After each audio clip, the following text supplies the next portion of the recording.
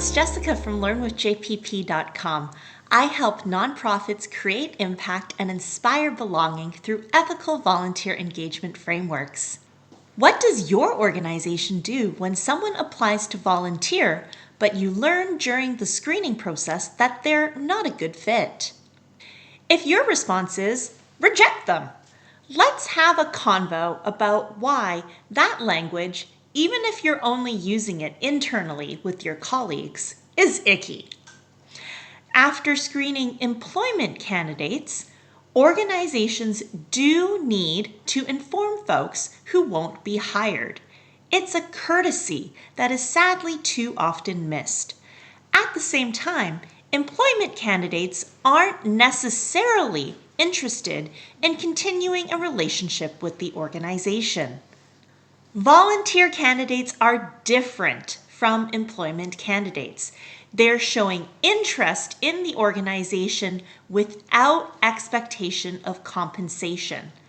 So even if they're not a great fit for the volunteer role they applied to, the ethical move is to continue building the relationship through redirection. Please don't continue rejecting these folks or telling them that they're being put on a wait list where you'll reach out with future opportunities. Instead, do the ethical and kind thing. Tell them about other opportunities to make a difference.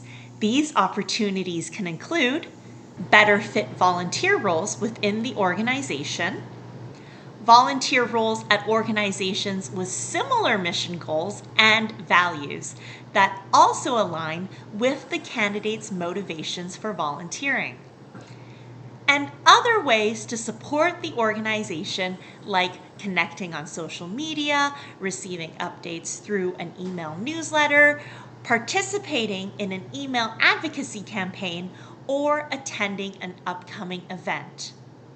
With ethical redirection comes increased trust, which sometimes leads to other forms of support, including financial donations. But let's get real for a minute. Ethical redirection is just the right thing to do. Pro tip 1, get familiar with your counterparts at similar organizations.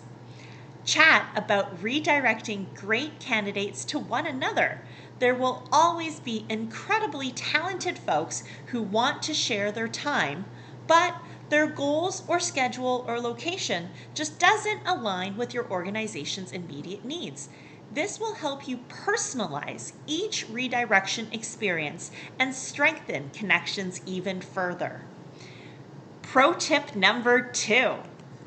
Make sure you have the organization's advocacy campaigns at your fingertips and the right language to describe how signing a petition or writing an email to an elected official will impact the mission.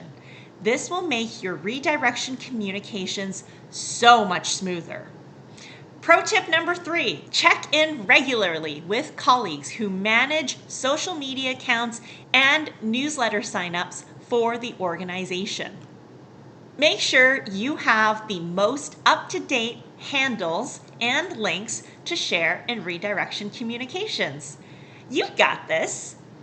Want to learn more about redirection? Join me in New Orleans for the Points of Light Conference in June 2025.